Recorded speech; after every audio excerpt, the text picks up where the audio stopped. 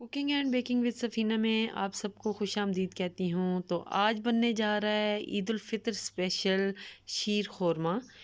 ईद उल फ़ितर को मीठी ईद भी कहा जाता है और ये ईद शीर ख़ुरमे के बग़ैर नामुकम्मल होती है।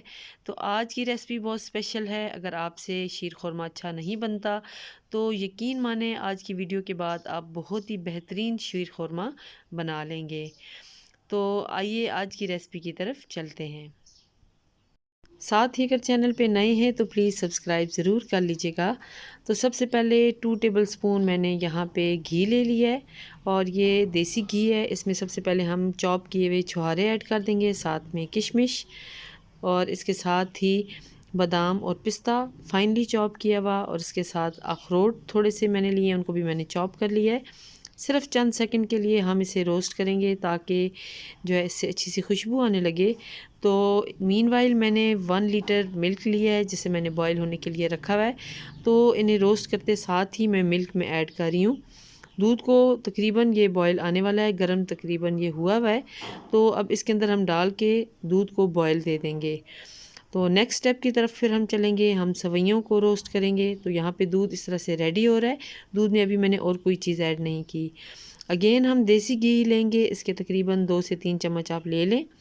और यहाँ पे 150 ग्राम मैं सवैयाँ बनाने लगी हूँ। तो यहाँ पे 3 मैंने इलायचियाँ तोड़ के इसके अंदर डाल दी हैं घी के अंदर। ये देखें, इतनी सी सवैयाँ आपने लेनी है, तकरीबन 1 लीटर के लिए इनफ होंगी। 4 से 5 लोग आराम से ये शीर ख़ुरमा खा सकते हैं, बल्कि ज़्यादा लोग भी खा सकते हैं क्योंकि मिल्क ऐड करने के बाद इसकी अमाउंट अच्छी खासी हो जाएगी। तो लो फ्लेम पे हम सवैयों को रोस्ट कर लेंगे हल्का सा गोल्डन कलर आने तक।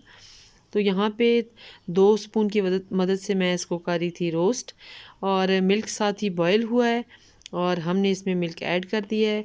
अब जो है लो फ्लेम करके हम इसमें चीनी ऐड कर देंगे हिस्बे मंशा। मैंने तकरीबन 5 चम्मच के करीब चीनी ऐड की है, और यहाँ पे ड्राई मिल्क तकरीबन 3 टेबलस्पून मैंने ऐड किया है। ड्राई मिल्क से इसका टेस्ट बहुत ज़्यादा अच्छा होगा। अगर आपके पास ड्राई मिल्क ना हो तो आप बेशक इसे स्किप कर दें, लेकिन इससे इसका टेस्ट बहुत इन्हेंस होगा। तो साथ ही हम इसमें ज़ाफ़रान के कुछ थ्रेड्स डालेंगे। ज़ाफ़रान जो है बिल्कुल लास्ट में हम ऐड करेंगे ताकि इसकी खुशबू अच्छी से आए। और ये देखिए, ऑलमोस्ट हमारा शीर ख़ुरमा रेडी हो चुका है। 2 से 3 मिनट मज़ीद इसे पकाएंगे क्योंकि दूध ऑलरेडी बॉयल हुआ हुआ है, सवैयों को हमने रोस्ट कर लिया था। तो ये बहुत झटपट सा हमारा शीर ख़ुरमा रेडी हो रहा है। तो ईद उल फ़ितर के मौके पर आप ये रेसिपी फ़ॉलो करते हुए शीर ख़ुरमा बनाएं तो यकीनन सब आपकी बहुत तारीफ़ करेंगे। बहुत मज़ेदार ये शीर ख़ुरमा बनता है। मैंने इस रेसिपी के साथ कई दफ़ा शीर ख़ुरमा ट्राई किया है और हर दफ़ा बहुत ही परफेक्ट रिज़ल्ट मिले हैं। तो उम्मीद करती हूँ कि आज की वीडियो आपको पसंद आई होगी, और चैनल पे नए हैं तो प्लीज़ सब्सक्राइब ज़रूर कर लीजिएगा। दुआओं में याद रखिएगा। अल्लाह ताला आप सबका हामी और नासिर हो। अल्लाह हाफ़िज़।